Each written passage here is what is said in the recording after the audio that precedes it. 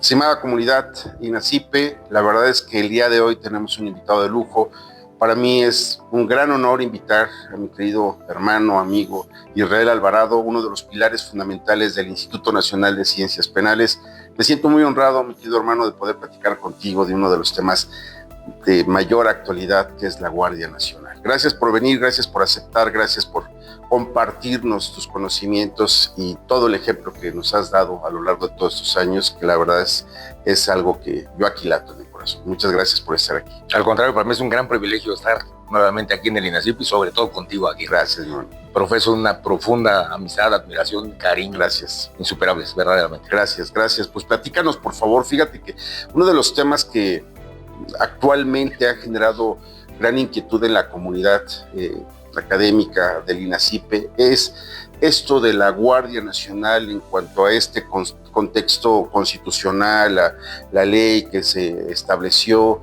Danos todo este contexto y a partir de ahí, ¿te parece bien que vayamos? Perfecto, sí. Lo primero que tendríamos que decir es que la figura como tal de Guardia Nacional ha tenido dos momentos distintos y no ha significado lo mismo. Desde 1917 en nuestra Constitución ya se regulaba la figura de la Guardia Nacional, pero no era ni por mucho lo que es actualmente. En aquel entonces era una organización de tipo disciplinaria, sí, un tanto militarizada, pero no era ni un ejército ni tampoco era una policía. No estaba al servicio exclusivo de la Federación, no tenía que investigar delitos, no formaba parte de las Fuerzas Armadas, sino que le pertenecía fundamentalmente a los estados, a los gobernadores. El presidente de la República tenía injerencia en la utilización cuando fuera necesario de la Guardia Nacional, pero fue hasta épocas muy recientes que, aprovechando que en la Constitución existía esa figura completamente en desuso, ya no existía para efectos prácticos, sino simplemente en términos normativos, pues se le quiso dar un contenido completamente distinto y entonces se perfiló en ese momento como una policía federal. La policía, en el caso mexicano, lo sabes muy bien, tiene tres niveles distintos dependiendo si pertenece a la Federación, a los estados y a los municipios. Se tiene un diseño constitucional que permite tener estos tres niveles policiales.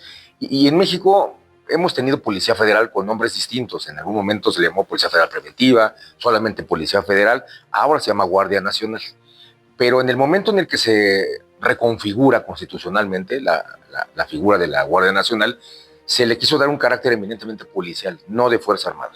Fue cuando se dieron cuenta de las necesidades, lo útil que pudiera resultarle al Estado mexicano el hacer uso de las Fuerzas Armadas, que se utilizaron de manera excepcional las Fuerzas Armadas en auxilio exclusivamente de las policías en materia de seguridad pública.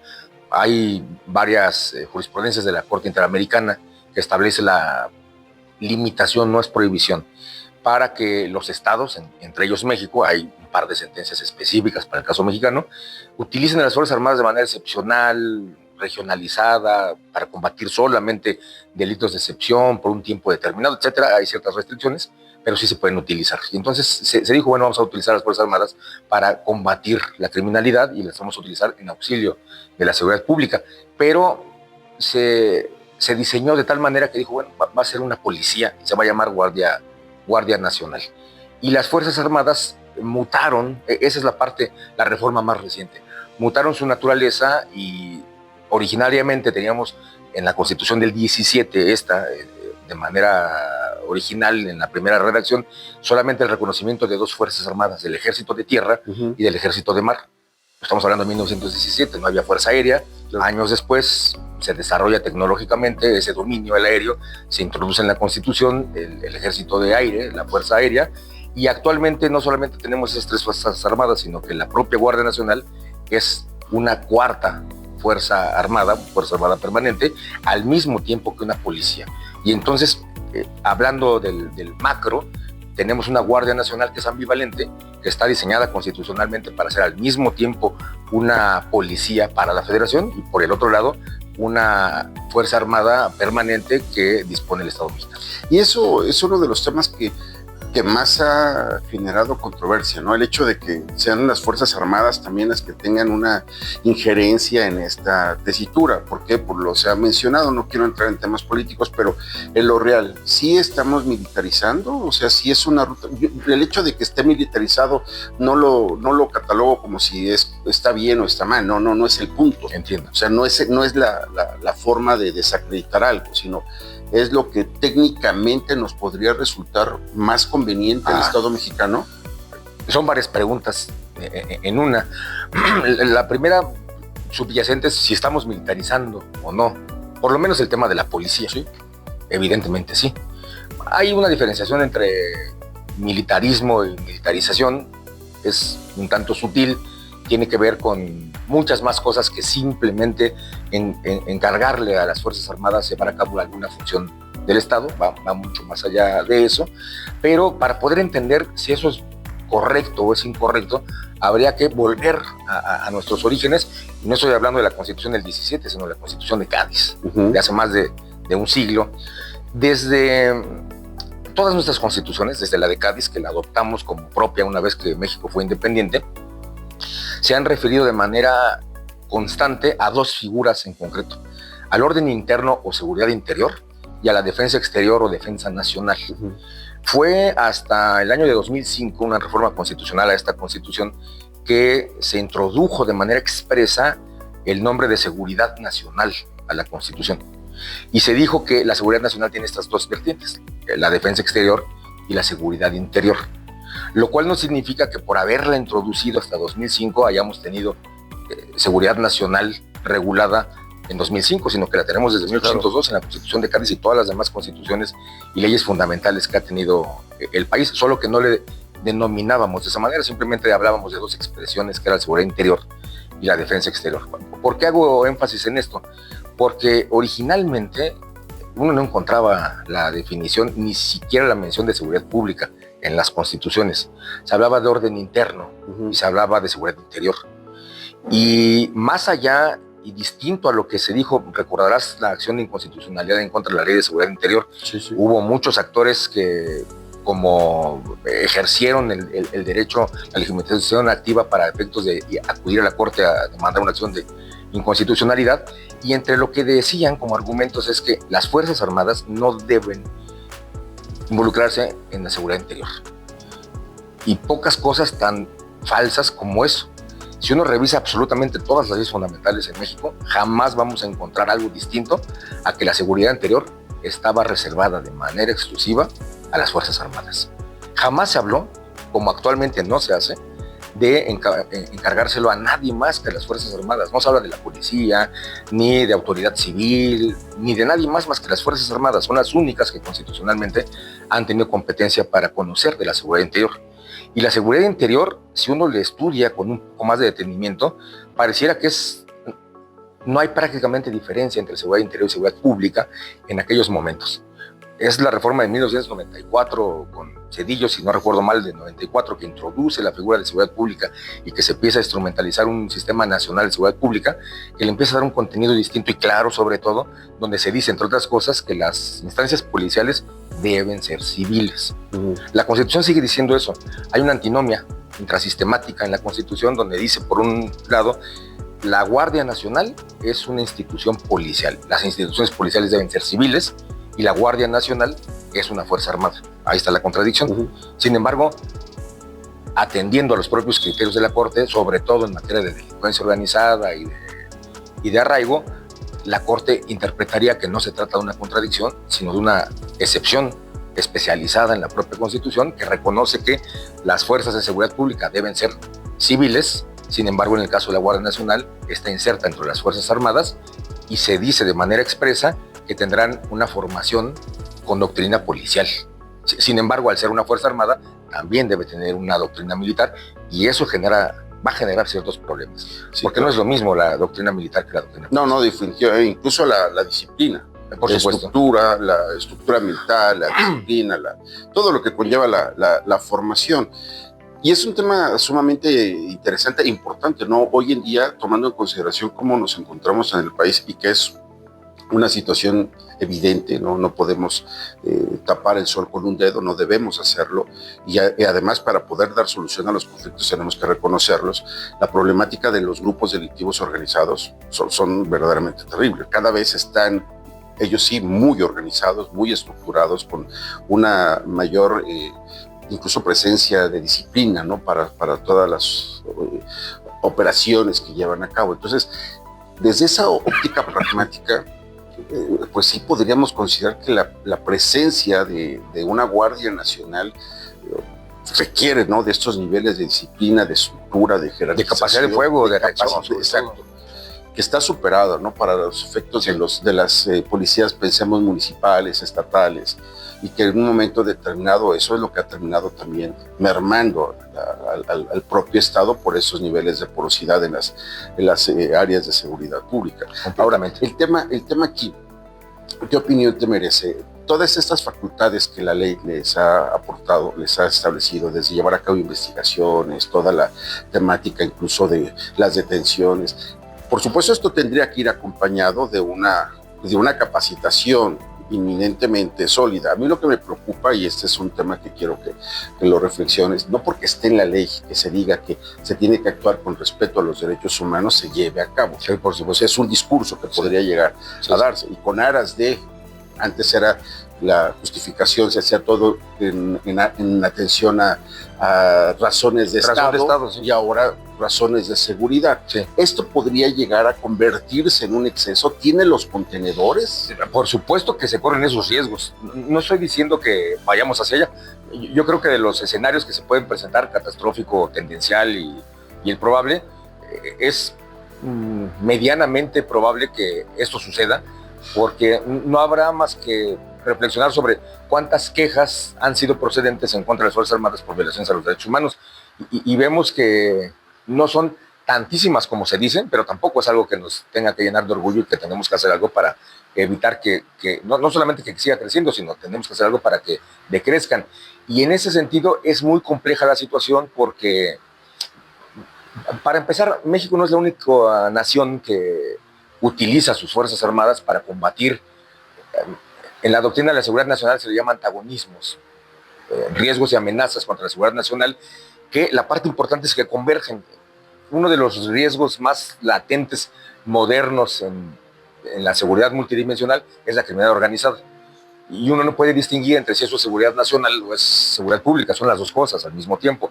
¿Cómo se tiene que atacar? Con todas las capacidades que tenga el Estado. La administración anterior de Estados Unidos planteó una estrategia de seguridad nacional y de defensa nacional que le llamó disuasión integrada. Proponía que todos los países del hemisferio se conjuntaran para sumar esfuerzos, porque reconoció dos cosas importantísimas. Estados Unidos no tiene la capacidad con sus Fuerzas Armadas para combatir ellos solos a todos estos antagonismos. Tenía que involucrar a todos los demás actores de la propia nación norteamericana. Pero Estados Unidos tampoco puede solo. Estaba pidiendo que se sumaran países vecinos, aliados, socios, etcétera, para poder combatir, entre otras cosas, precisamente la criminalidad organizada. Entonces uno se da cuenta de que es un tema que se tiene que tratar de manera distinta a la tradicional, y que esto implica que si van a intervenir las Fuerzas Armadas en funciones policiales, lo hagan con esas capacidades y características de la policía, con una visión de policía. Te lo pongo así de sencillo. En materia de seguridad pública, el uso de la fuerza letal es la última de las posibilidades. Hablando de defensa exterior, la primera de las posibilidades es la fuerza letal, claro, es la primera a la que se tiene que acudir. Bueno, ¿cómo formas a un militar? Con la visión de defensa nacional, con una visión en la que el uso letal de la fuerza es lo que prima, y entonces se les tiene que capacitar para sensibilizarlos y que entiendan que hay escenarios distintos con seguridades diferenciadas.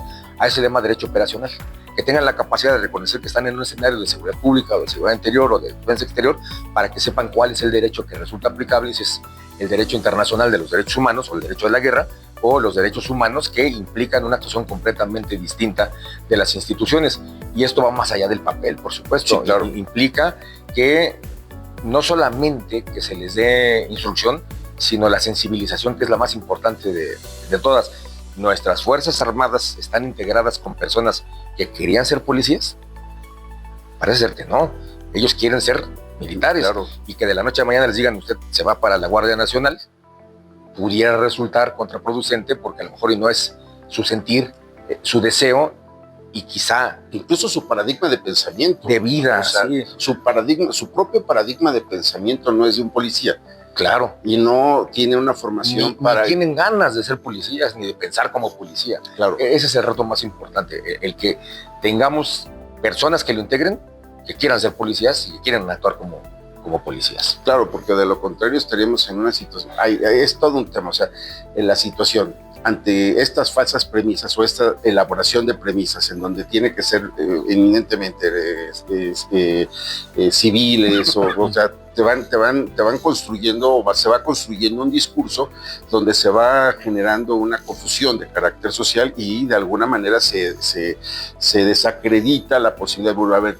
Los militares pueden entrar, a ver, con una formación militar, sí, pero con una visión eminentemente de policía. ¿Por qué? Porque van a investigar delitos, van a tener toda una serie de temas que tienen que cumplir como protocolos, tienen que estar al mando de la gente del Ministerio Público para seguir las investigaciones. Civiles, eminentemente. O sea, eminentemente civiles, porque de lo contrario eso traería como consecuencia una desestructuración en una investigación. Claro. Yo quisiera pensar, por ejemplo, que se sigue toda una instrucción de mando, pero que no fue lo que la gente del Ministerio Público ordenó. Por supuesto.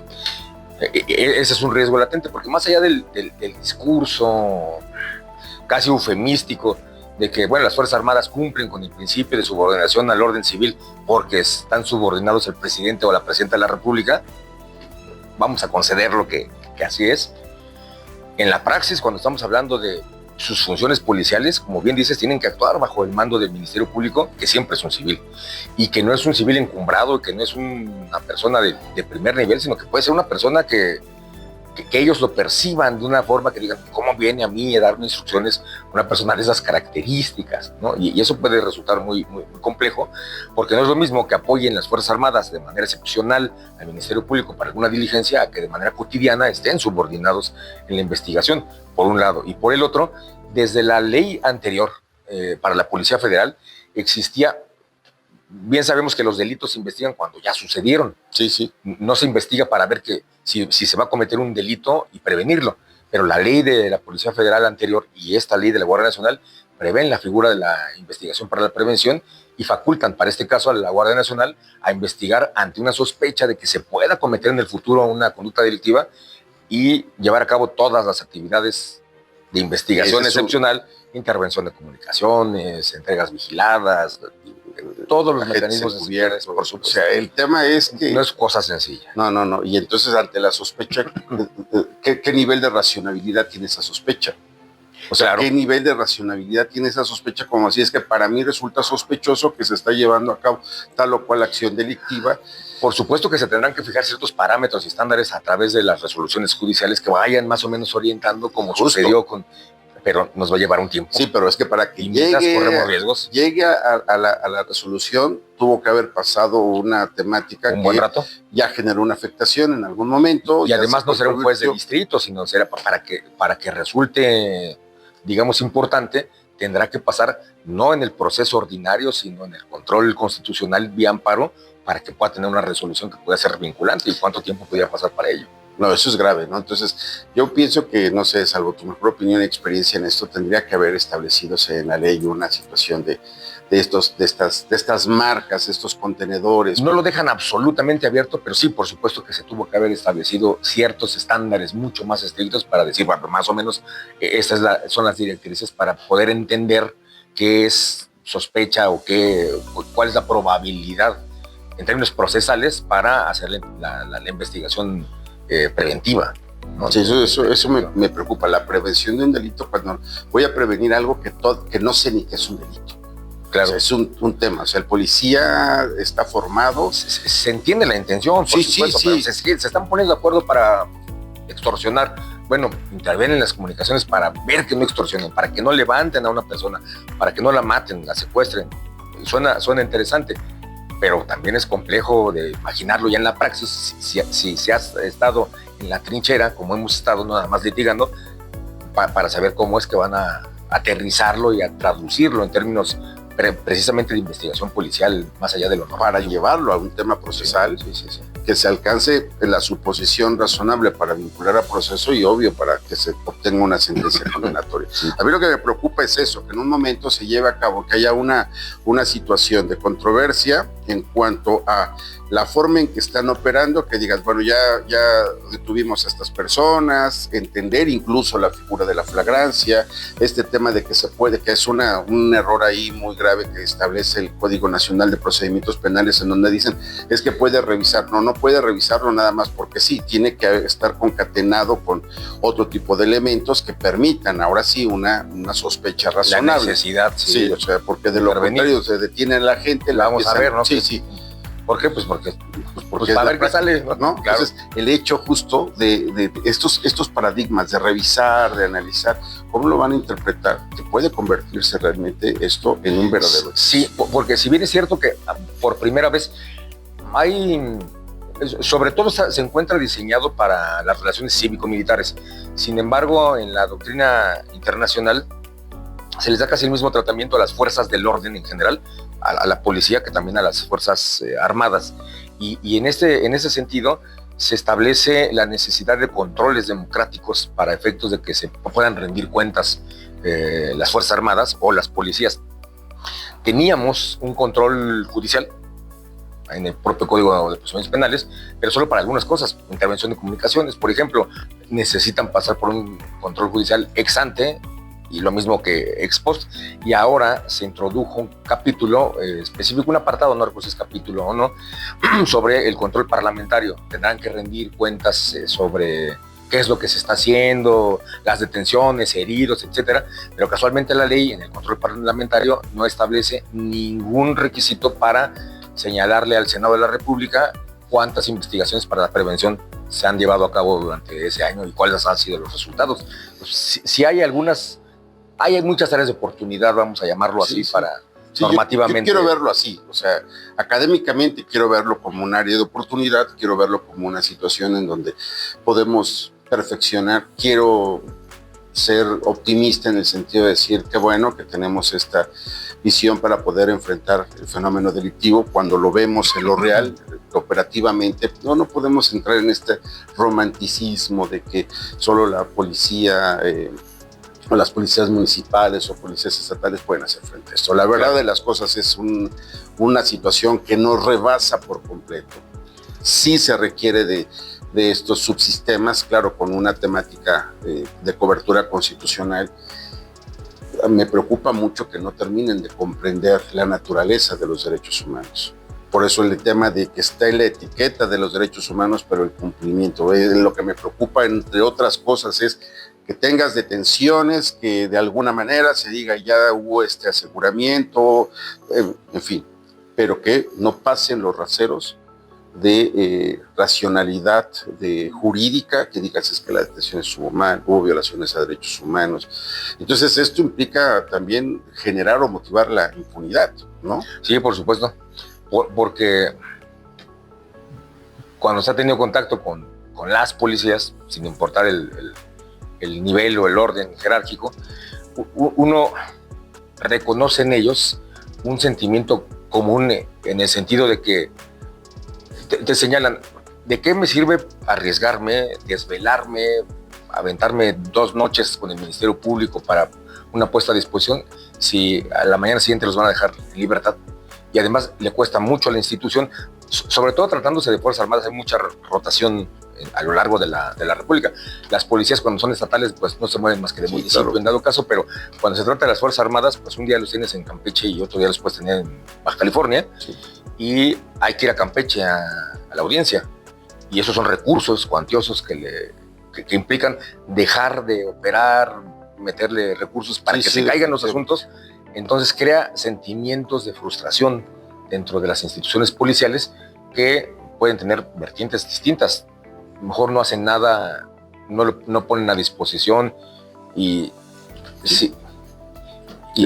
incurren en actos de corrupción, o en los peores escenarios, pues gente, se entiende o no, comprometidísima con la causa, que no está dispuesta a dejar en libertad a un delincuente que vuelva a seguir delinquiendo, y entonces hacen lo que se les ocurre para que garanticen que nunca más vaya a estar en la calle cometiendo nuevamente delitos.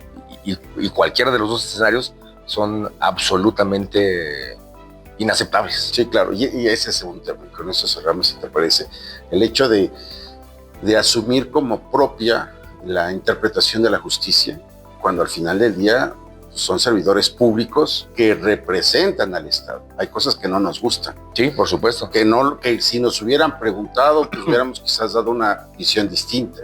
Pero cuando se está operando es de acuerdo a las instrucciones que se nos dan. Entonces, y al marco normativo, totalmente. Supuesto, sí. Como consecuencia de ello, si yo asumo algo como personal en el momento en que estoy llevando a cabo una actuación, porque a mí me parece que es la forma en que tendría que resolverse, en honor a la verdad estoy echando a perder la investigación, estoy generando impunidad, y a lo más que puede llegar a suscitarse es que le terminen pues ahí dándole una sensibilizada a la persona. O incrementando las estadísticas de las personas desaparecidas. Que ese es uno de los problemas. Mi querido hermano, qué gusto de verdad poder platicar contigo. Eres un experto en esos temas de seguridad nacional. Y bueno, pues invitamos a la comunidad INACIPE a que se acerque a nuestros talleres, a nuestras diversa oferta académica. El doctor Alvarado constantemente está aquí compartiendo con nosotros sus conocimientos. Próximamente tendremos sus seminarios sobre seguridad nacional. Les pido por favor que estén muy, muy atentos, que nos sigan. Y bueno, pues agradecemos como siempre su presencia. Y en el Instituto Nacional de Ciencias Penales se viven las ciencias penales intensamente. Muchas gracias.